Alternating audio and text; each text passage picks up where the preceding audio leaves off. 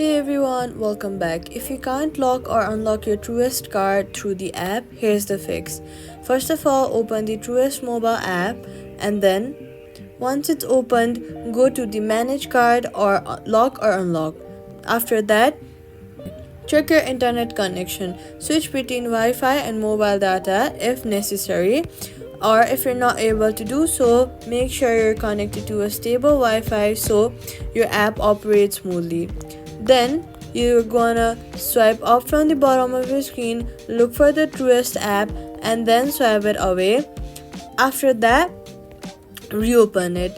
Next, head over to your app store, search for the Truist app and then make sure that you're updated. Updating your app ensures you have all the latest files and bug fixes, so make sure to update your app to the latest version.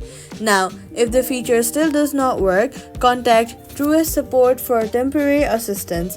Your card unlock or lock feature should now work seamlessly through the app, and that's it. Subscribe for more quick fixes.